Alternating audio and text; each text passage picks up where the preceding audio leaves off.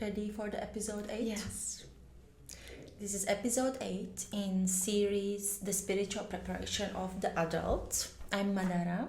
I'm Dada. We are filming in Bratislava, in Slovakia, in this beautiful playroom. When you're speaking, Dada, in these videos, where are you coming from? From what type of experience? I'm focusing in my pedagogical practice on the child from birth to 6 years. So basically this early childhood phase.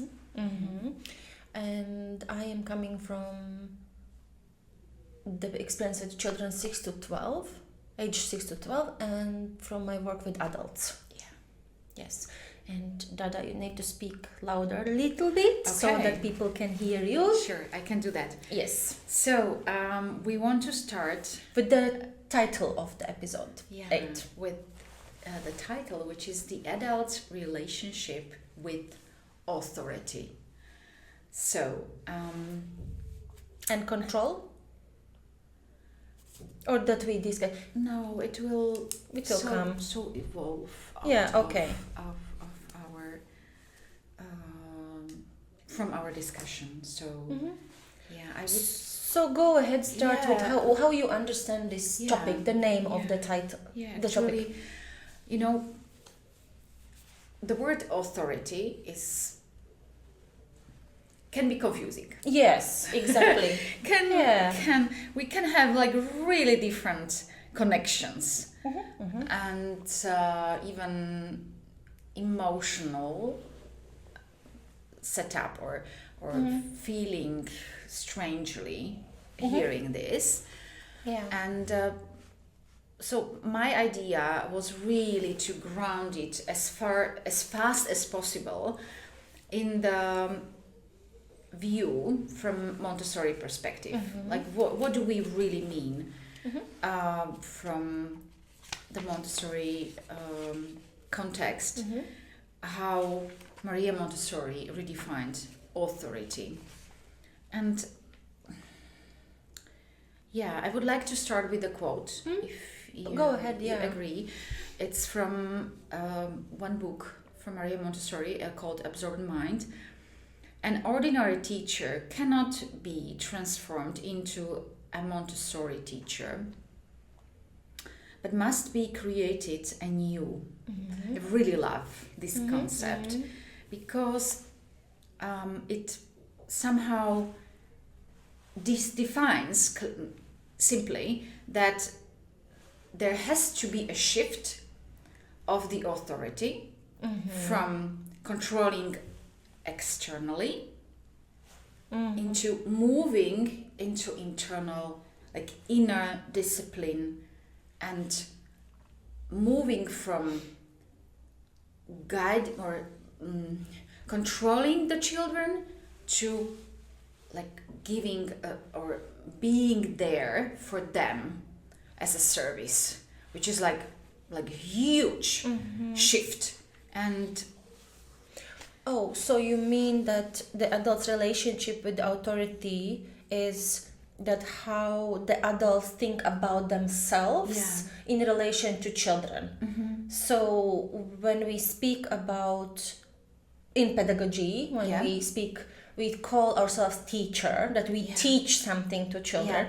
But in Montessori, we call ourselves guides. We guide the child's natural development, the natural needs, and so on and so on. Give the support to the development. Exactly. It happens from itself. So the quote you read was in relation to this, that the teacher, you cannot transform, you have to create yourself anew. You have to understand this idea of that you are not teaching anything to anybody. You are serving, you're guiding. So that also where the authority lies changes. Instead of you being as an authority, the child is basically their own authority. You can put it in yes. I like the way how you summed it up, and I think it's basically it. Like we have heard in the quote that there cannot be transformation, it has to be created anew.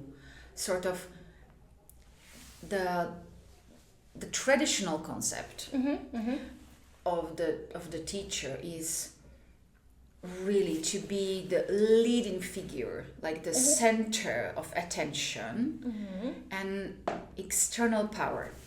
Yeah, like really, you have to lead the group and sort of trying to get there somewhere from using external tools. But usually it's not very helpful and effective. From this point of view, we are leaving this approach. Basically, we are releasing this part of our personality as a guide or as an adult serving the children or trying to help the children. And we create, basically this is this series is about creating in a world, in a discipline.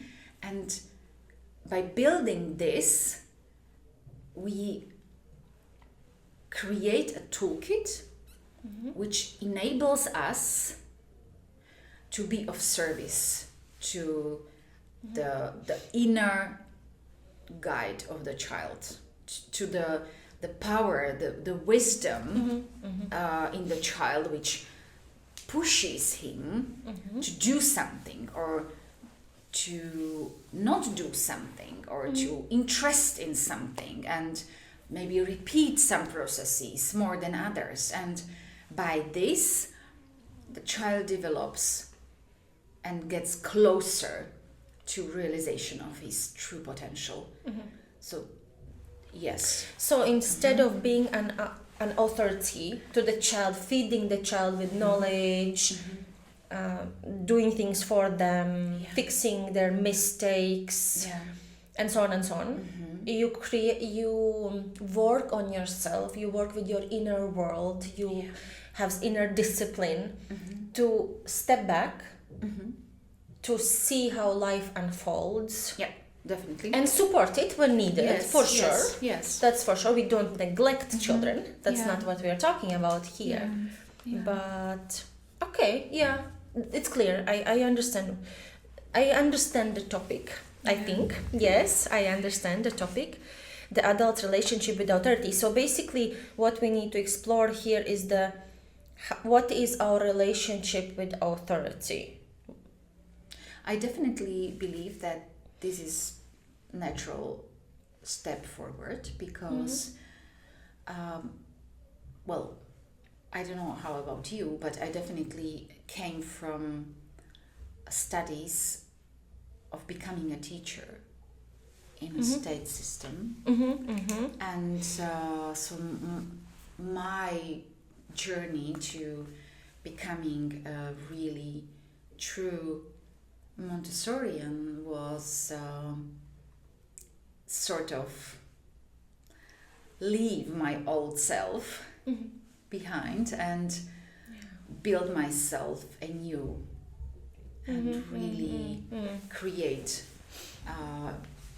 anew internally. And it's still in the process. And I think it will be like this, but I definitely like the new one better than the older one. I even feel that in the contact with the children, it makes different impact, or it somehow brings different outcomes, and it's much more pleasurable and much more dignified and pleasant as well. So I feel for myself, from my experience, I have lived both ways, that this is my path, that this makes sense. Not that, I think that this is a good point actually, because we were discussing before if we should include some theory in a way, but I think this is a good topic to share some theory from our training. Good. Because okay, we have clear concept. I would call the episode the adult relationship with being an authority, more like. Because when you say the adult relationship with authority, immediately I think about someone external, like what are my relationship with authority, but being an authority. So this is clear. Yeah. If what truly helped me to create myself anew, in this case, was that scientific preparation in terms of understanding the child a bit better. Yeah. So if I may, sure. So when we talk about the age 0 to 6, we talk about 3 levels of obedience. Level 1 is child under 3.5 years of age, and they are obedient to the inner drive, which we call in Montessori horme. So if somebody knows, then you can think about horme, but basically it's an inner drive. Yeah. And at this level, the child obeys to their inner drive, and it's very hard for the child to do anything is conflicting with that inner drive. Yeah. And they can't really obey naturally. So you want them to do something, and they would protest or disobey, not because they want to hurt you or they want to disobey on purpose, but it's truly hard for them to obey anything else rather than their inner drive. It's so strong, they just have to follow. Yes. It's yes, natural for them. Yeah, and I have a nice, I can quote Heidi Philippart, our trainer. She says, observe the child and see that the child is only obeying you when the request responds to what they want or what they expect, otherwise and then she says, have realistic expectations of this child. Don't expect that they will obey you or listen to you on word. So, but if I may jump into it for a second. Sure. I think you said really wise or mentioned wise point at the beginning, that it helped you a lot to really work on your scientific knowledge, that if you know more about developmental milestones or just simply where the child is at some point in their life, meaning what the child is able to do at 2 months, how it is behaving naturally, and how the internal development is like, what is he capable to understand. It quite leads you, what you said now, like, have realistic expectations. Yes, like absolutely. It really is aligned with exactly. Yeah. So true. Yes, so this was the first level. And here is also where we start offering children choices, that they can practice their will and constructing independence later on. Level 2, from 3 to 4.5 years old. So the child is in the process of being obedient, and they feel guilty when they broke boundaries. So if you have asked them to do something, and not always they can obey because they're still in this process of getting there, then they feel guilty about it, and that's punishment enough.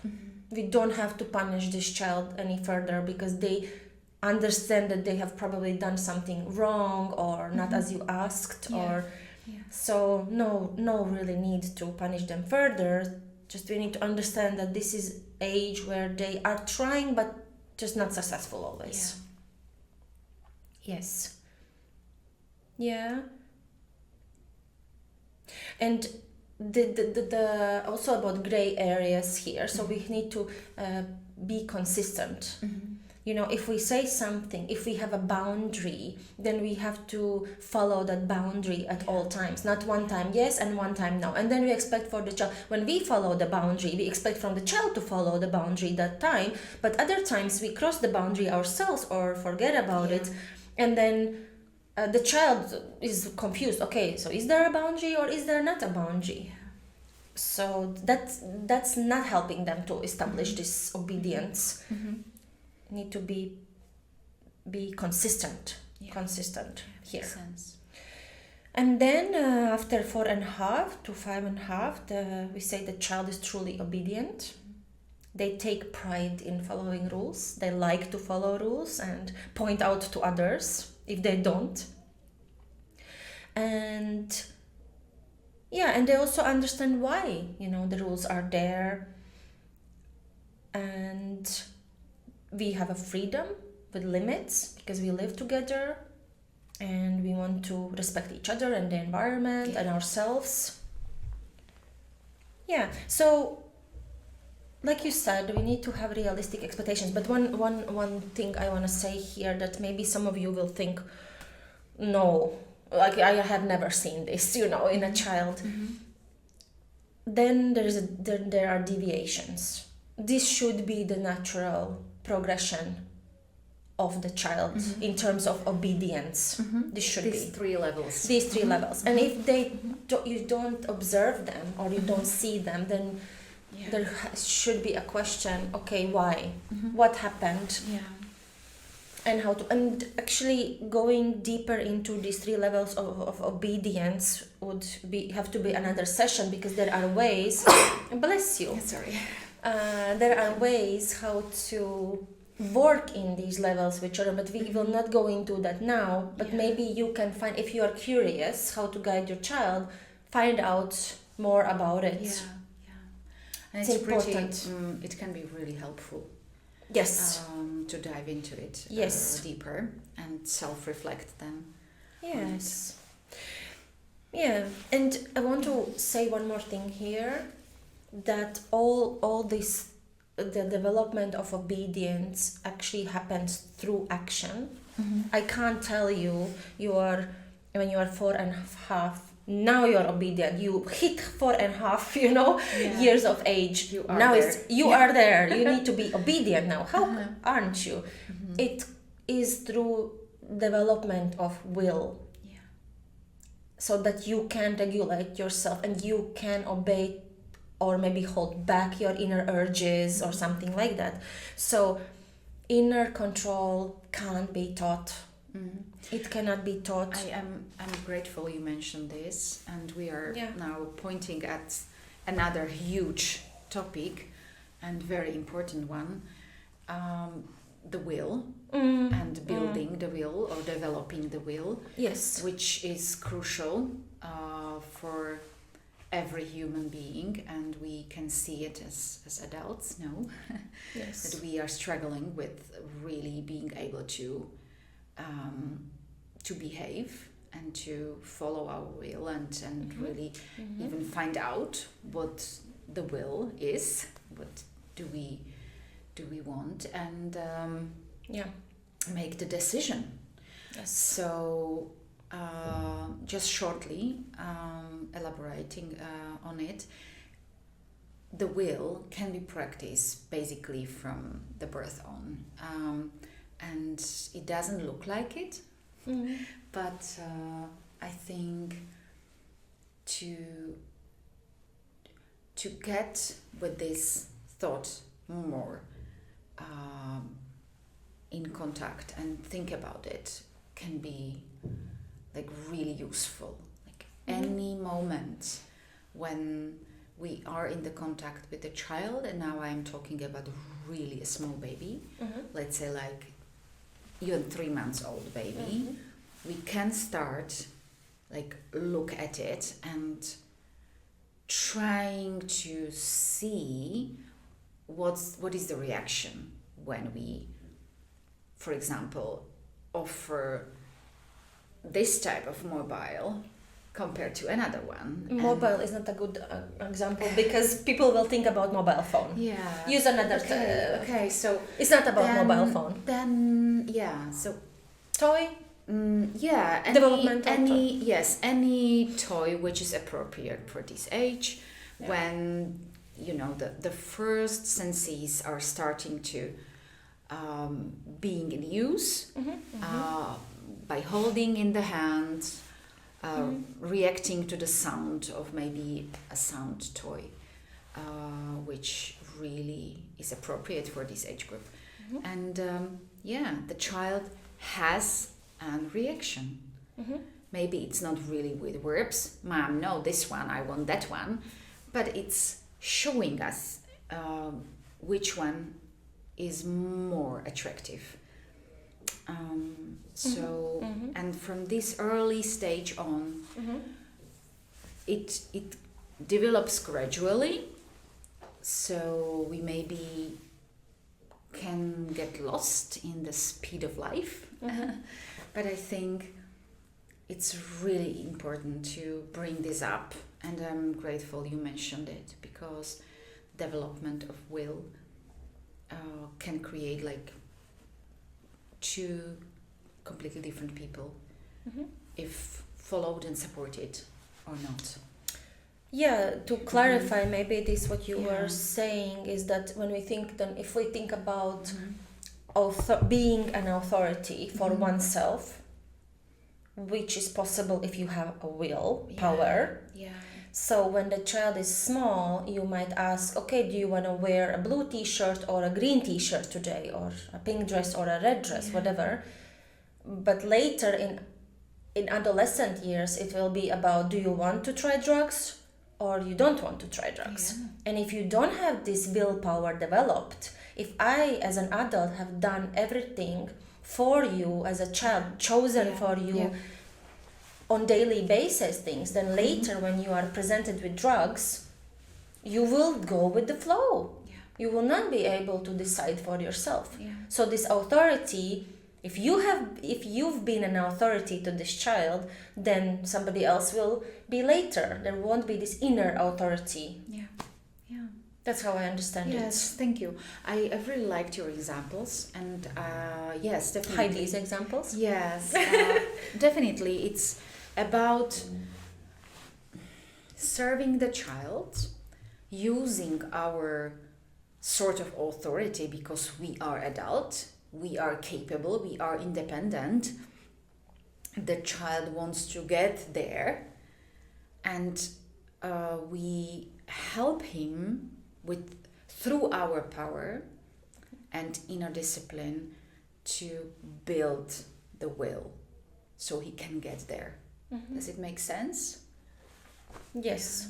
So we still are an authority, but in different sense of the word. Yes. Like we are not choosing for him, but we are using our power to give him two choices. Within boundaries, within limits that we know are appropriate for that age. Yes, of course. Yes, I think that's what you're saying, right? Yes. That you are still an adult, you have to make decisions, but... So it's not overwhelming for him. Yes. So we are not giving him 5 choices, like 5 t-shirts. We show him 2, maybe red and yellow, or maybe green and blue. Yes. And that's the limited choice option, which is not overwhelming the child at that appropriate or at this stage of development, but it's moving, like the complexity and maybe even hardness of the questions or choices grows with the age and with capabilities of the child. Hopefully. But it should be really always individualized, like based on the exact child, where it is not in general like child at 6 should be there, because every child is different. So but I really like that. I liked what you said. I'm not sure if you said it today or at another time, but you mentioned that we have the power in our hands. So we basically are capable of changing our lives. Yes. And we can think in this way also in relation to the child, that we are basically the creator of the child. Although I'm not saying that we are shaping it like the statue with the hammer or with a tool, but we have huge responsibility in the behavior we are like living, or we are role modeling towards the child, which way we choose. If we are kind and showing the love so the child will trust in the world, or we are really neglecting his needs and maybe are impatient towards his acts and behaving. Yeah. So the child is giving us information at any point, all the time, and the child is taking information from us all the time, basically. Yes. So the responsibility. I want to talk a little bit about this, a little bit further about authority, and it's a silly example that I have. When I first came upon this idea of willpower and will, and started seeing flaws in my own personality regarding this, which I didn't really have a developed will, very weak will, I would say. And a very simple and silly example, I would go to the shop. I'm still a little bit addicted to, but I used to be more addicted to potato chips. Really? Yes, unfortunately, that's my addiction. I have to look into that, but I don't want to. What's there?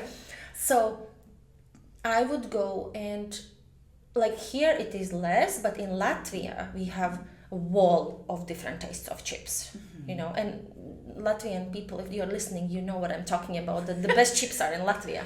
So, and I would stand at that wall and I wouldn't be able to choose. Wow. And I wouldn't be. And sometimes I would take 2 packs just because I couldn't choose, you know, and sometimes I would take a pack and still wouldn't be satisfied, and so on. But anyway, I decided, geez, do I really have to stand here 10 minutes in front of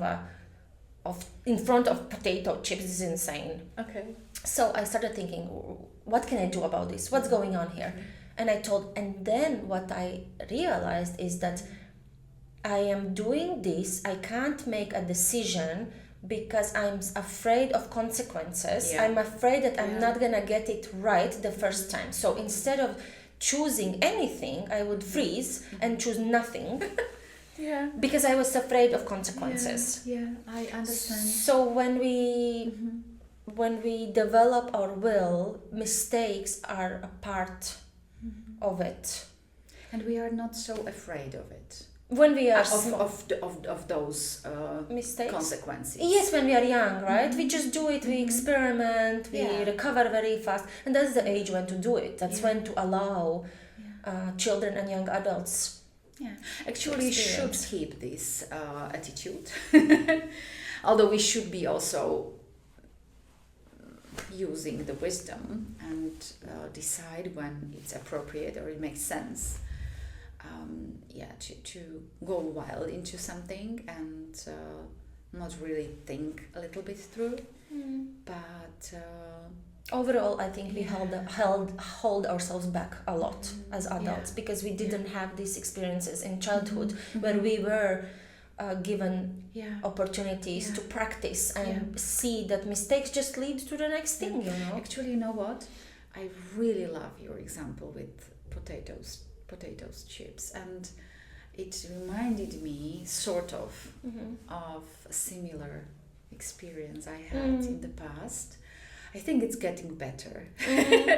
But I was growing up in the socialism system here in Slovakia, and it was really very common to come to the shop grocery shop with food, and things, objects like this, and you would have like 2 types to choose from. And I remember vividly when I was like early after the system changed in Vienna for a trip, and I just wanted to buy some fruits, and there was a fruit shop. It was small room just with fruits and vegetable, and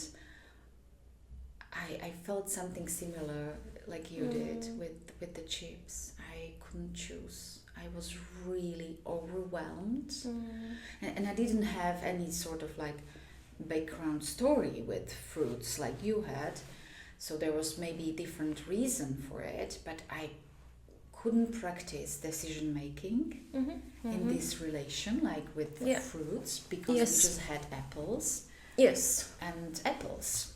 Like more types of apples, let's say. And bananas and oranges we had just for Christmas. Yeah. And that was it. And I have seen there like figs and pears, and I was amazed, like, what kind of fruits are there, because I didn't know them. We didn't have them in books. Right. And it was overwhelming. It was hugely overwhelming. And I'm thinking now in connection with our focus, you know, if a child grows up with this inability to choose for himself, to connect with his inner will, like wish or will or interest, or preference, let's say, and he cannot really experience the consequences. Like, for example, it's a colder day, and you can choose if you will take a t-shirt with short sleeves or longer sleeves, and you were experiencing that at this type of weather with this wind, even though it's spring, you still feel cold. You will know what to do the next time better, you know, so the decision will be different. Yes. And this is the lesson learned. But you cannot learn if you don't choose. Exactly. You know, even if your mom would tell you, you have to take this shirt because you will be cold, it will not click, because I think you will just forget about this situation because you will feel comfortable. Yeah, you didn't experience it. So you will not connect it. Exactly, the words. And so I think our own lessons are very important. True. And I think the power of the adult's authority is to maybe sequence it appropriately, you know, like really choose the appropriate problems or topics where to choose. Yeah. So the child can handle it and learn from it. Yeah. And appropriately to the age. And stick with the consequence. Yes. Yeah. If you chose the egg for breakfast and you taste the egg and you push the plate away and say, no, I changed my mind, boil me an egg, I changed my mind, I don't want the fried egg anymore, I want the boiled egg, then tomorrow is another day, you can choose differently tomorrow, but today you chose the fried egg, so we will finish fried eggs today. And it's should be normal. Exactly. Yeah. And I'm thinking about it in the context of us adults, so it's very important. I think that it was important to discuss it in terms of the child, so that we understand what's happening with us, with ourselves in the context of this topic, and why perhaps we can't choose, and we can trace back, think back what happened to us in our childhoods. And how we were guided or not. And one comment I just wanted to say, it doesn't have to be, that you need to have 5 fruit for children. You can even have a red and a green apple. Yeah. And still say, sure. Like, do you want today the red apples or the green apples, And the child will say, none of them, I'm sick of apples. Okay? But still you give a choice. So that's just a comment that you don't need like money for it or resources to give children choices. That's not at all what we're saying here. So back to us adults and our relationship with being authority. And maybe relationship with our own will. Yeah. So the way out is the way in, I would say. The way through. The way out is the way through. You go into this, and if you didn't have a chance to practice your will in childhood, now is the time to practice it. And you for sure will not take that many risks as you would have in childhood. But now we can make reasonable risks, I will risk and wear that short sleeve t-shirt outside, and then yes, and I think we can really really grow in it, this ability to experience our own power and connect it with our own felt freedom, connection, and ability to execute our will. Even as adults, it can be really simple exercises. It can be related to anything. And if we approach it with the awareness that it has really huge, or it can have huge impact on our ability then to guide the children and be more in service than in control. If we relive it sort of, or if we through the practice of simple choices, which can sound stupidly enough, but sort of can really experience the feel of it and have joy out of it, really enjoy it.